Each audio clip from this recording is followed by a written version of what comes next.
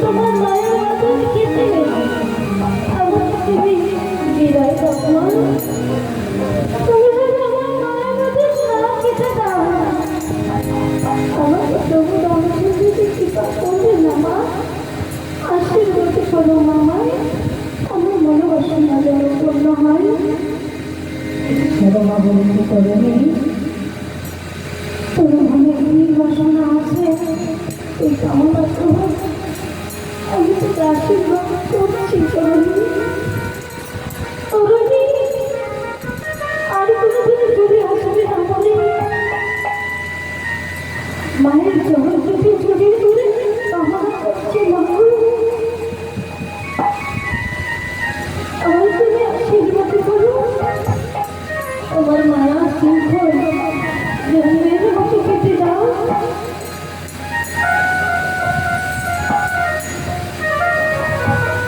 তোমার আশীর্বাদ করো মা।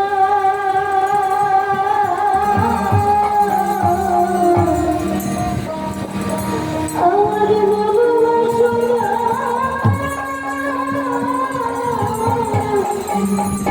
যেন পূর্ণ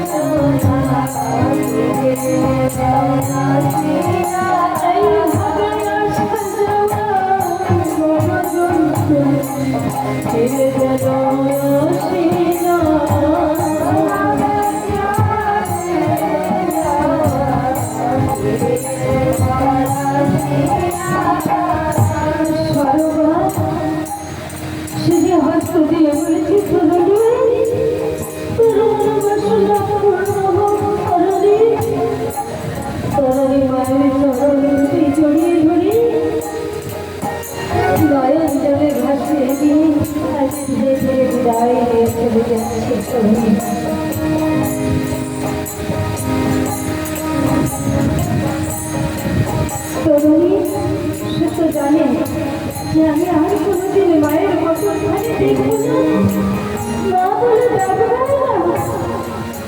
মায়ের বাদল যতই কাটতে চাও 14 বছরের শিশু বালক মায়ের বাদল কাটা যায়। তরুণী যখনই বদল ঘোরায় তখনই মনে হয় যে মায়ের বদল খালি হারার মতো শেষবারের মতো দেখি। তরুণী তাই কি করছে যাই যাই ফিরে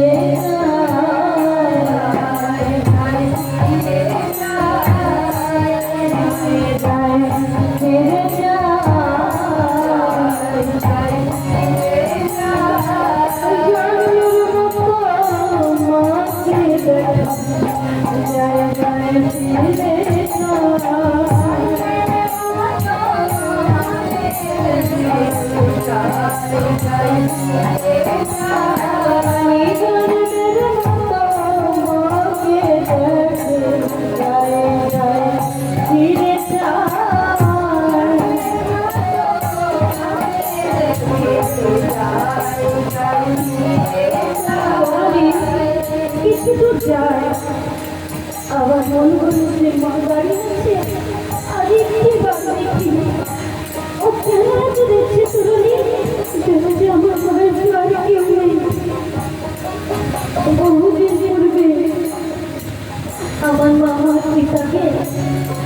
তোমার চরণে সেবার জন্য দিয়েছে। আমি তো তাদের বলছিলাম আমাকে দেখে তো পিতার কথা বলেছিল, আজ আমি চলে যাচ্ছি। আমার কত বড় একা হয়ে গেল। তরুণী কিছু দূরে যেতে যেতে মাকে দেখতে দেখতে একটি প্রাচীরের আড়ালে পড়তে মাকে আরেকটি বারের মতো দেখতে গেল, মাকে দেখতে পেল না। ওইখানে দাঁড়িয়ে তরুণী রাম ঠাকুরকে যাচ্ছে, বলছি প্রভু রঘুনাথ, আমার মায়ের তো আর কেউ থাকলো না। আমার মায়ের যখন আমার কথা মনে পড়বে তুমি তখন আমার মায়ের কোলে গিয়ে বসো, আমার মাকে তুমি মা মা বলে দেখো, দেখবি আমার মা আর কাঁদবে না। মা তো আর কাঁদবে না।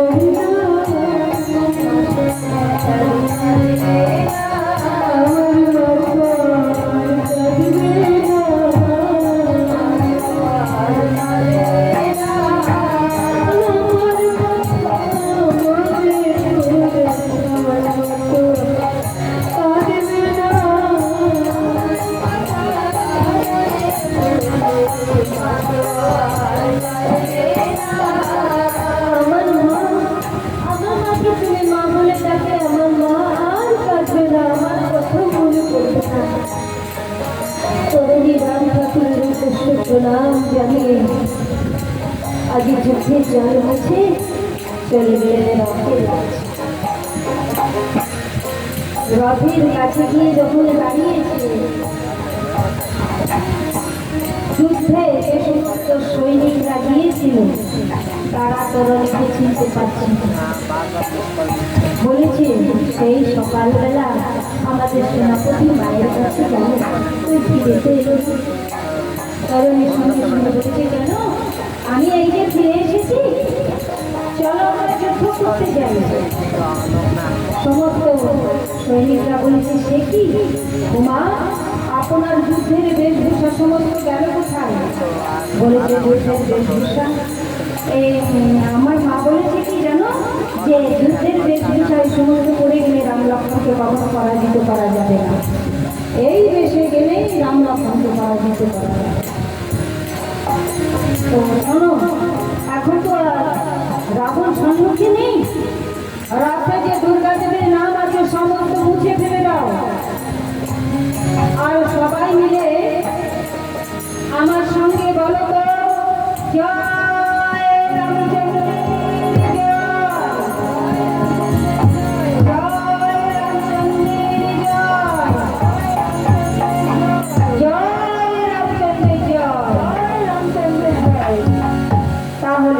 এতক্ষণ তোমাদের ভিতরে কেমন একটা ভয় ছিল, মরি বা বাঁচি, সে ভয়টা তো আর নেই।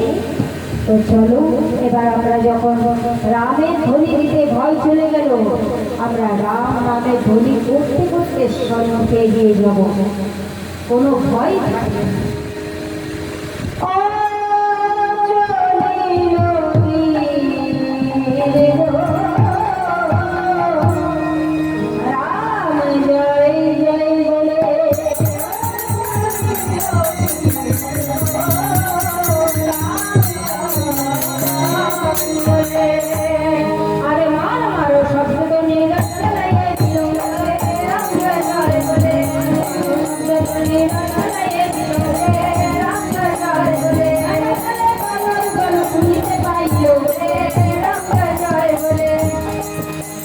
লঙ্কার ভিতর দিয়ে রাম নামে ধ্বনি করতে করতে তরুণী এগিয়ে চলেছে।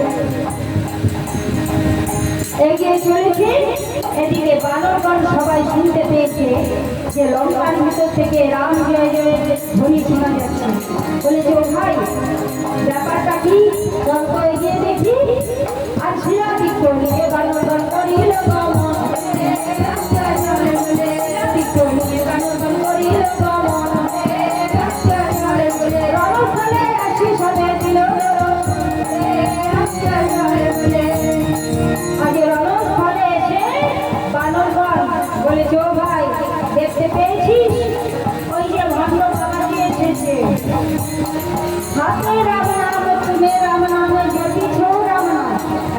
রামের মরা নিয়ে এসেছি, আমরা যেন আর চিনতে পারবো না। শোন, এই বলে বানর গান কি বলছো, যে ছেড়ে দেওয়া যাবে না, সবাই মিলে আক্রমণ কর। তরণীকে লক্ষ্য করে কি করছে, সবাই শিলাবৃক্ষ সব হাতে করে নিয়েছে তো, সেইগুলো আঘাত করছে। শিলাবৃক্ষ বানরের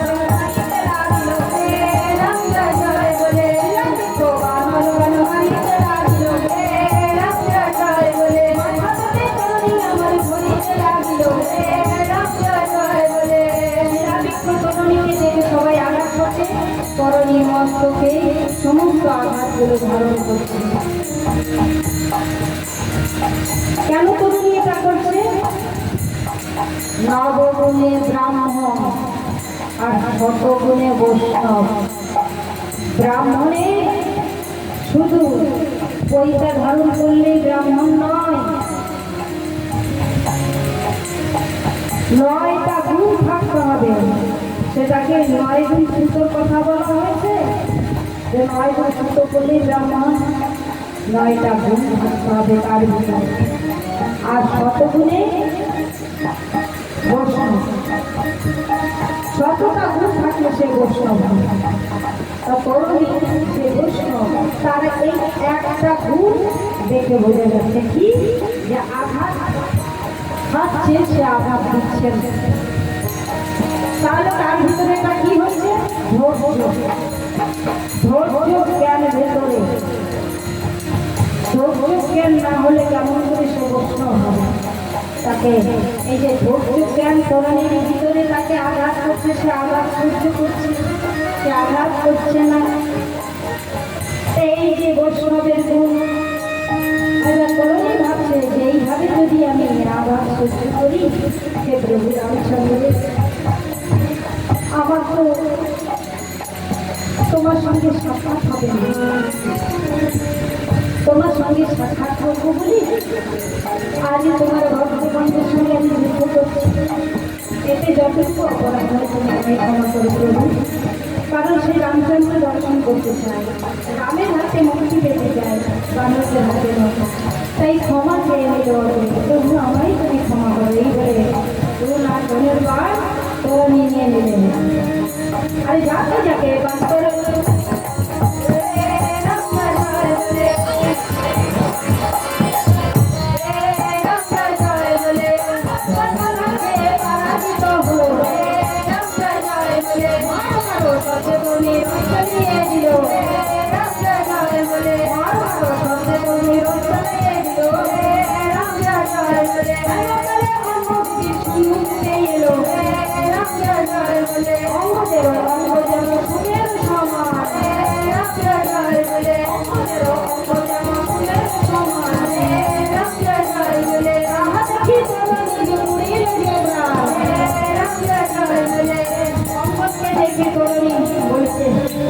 বলছিলাম কি, আপনাকে দেখেই করিতেছি অনুমান, আপনেই হয়েছেন অঙ্গজীবী, কিন্তু হেবি আমি কিছু করতে আসি, আমি এসেছি রাম দর্শন করতে, আমার দয়া করে পথ ছেড়ে দিন। অঙ্গদ বলেছে, পথ ছেড়ে দেবো, রাম দর্শন করবি,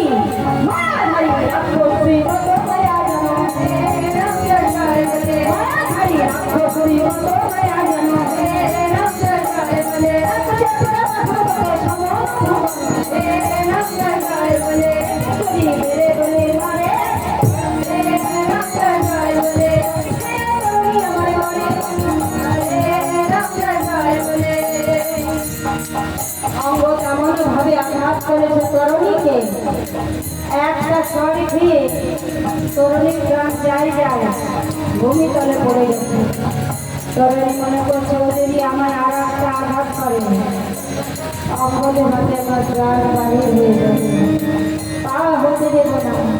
হে প্রভু রামচন্দ্র, আমায় তুমি ক্ষমা করো। এই বলে তরুণী ধনুকার নিয়ে সঙ্গে সঙ্গে যাকে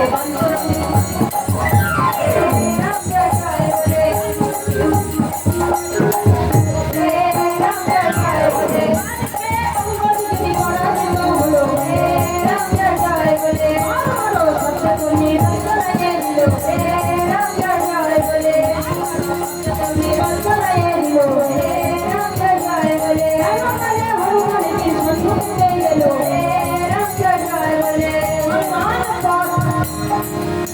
দিয়েছে, বলেছে দাঁড়াও দাঁড়াও দাঁড়াও, বৈষ্ণব বৈষ্ণব ভাই, বৈষ্ণব বলিবা মাত্র প্রণাম জানাই। তোমাকে নয়, তোমার অঙ্গে যে বৈষ্ণবের আভরণ রয়েছে ওই আভরণটাকে আমি প্রণাম জানাচ্ছি। তুমি তো রাখো, তুমি সব কিছু পরিবর্তন করে এসেছো, হাতে রাম নাম, তুলে রাম নাম, অঙ্গ ভরে রাম নাম, দেখেছে রাম নাম, রথে রাম নাম, রাম নামের ভরা নিয়ে এসেছো, রাক্ষস হয়ে সব পরিবর্তন করেছো, কিন্তু ভুলেও তোমার জাতিগত পেশাটা তো ছেড়ে আসতে পারো না। হনুমান বলেছি, এমন কথা নেই, হনুমান বলেছে তরুণী মনে করছে আমার জাতিগত পেশাটা হনুমান কি দেখেছে, বলেছে হনুমান বলছিলাম কি যে আমি যুদ্ধ করতে আসিনি, আমি এসেছি এখানে রাম দর্শন করতে, রাম দর্শন করে আবার চলে যাব, আমাকে পথ ছেড়ে দেওয়া হোক। হনুমান বলেছে বিশ্বাস করি না, বিশ্বাস করি না, সব কিছু পরিবর্তন করে এসেছে, ভুলেও তোমার জাতিগত পেশাটা ছেড়ে আসতে পারো না, এই জন্য তোমায় বিশ্বাস করতে পারছি না। তরুণী বলেছে আমার জাতিগত পেশাটা কি দেখলে হনুমান? বলেছে জাতিগত পেশাটা দেখলাম যে যুদ্ধ করবে না, হাতে রাম নাম, তুলে রাম নাম, জপিছে রাম নাম, সব কিছু পরিবর্তন করেছে, রাম দর্শন করে ফিরে আসবে, ওই ভুলেও তো হাতে ধনুর্বাণটা ফেলে আসছে, ভুল করনি, সেটা তো সঙ্গে করে নিয়ে এসেছে, তো যে যুদ্ধ করবে না রাম দর্শন করে চলে যাবে, হাতে যেন মারণাস্ত্র, এই জন্যই আমি বিশ্বাস করতে পারছি না।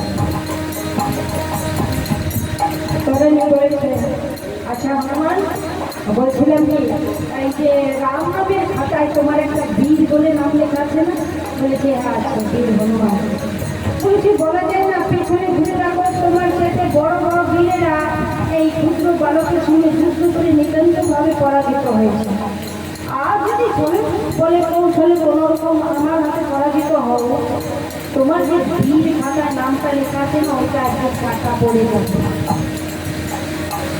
হনুমান হনুমানের চিন্তা করতে তাও কতটুকু বালকের সঙ্গে বড় বড় বীর অঙ্গবীর সবাই জ্ঞান হারিয়ে ফেলেছে, পরাজিত হয়েছে, আর আমি যদি আজ হয়ে যাই তাহলে বীর ভাষা থেকে আমার নামটা প্রভু কেটে যাবে, তার থেকে আমি যুদ্ধ করবো না, আবার ওর সঙ্গে পরাজিত হব। বলেছি বলছিলাম কি বাবাজি আমি পথ ছেড়ে দেবো, তবে একটা কথা ওই একটু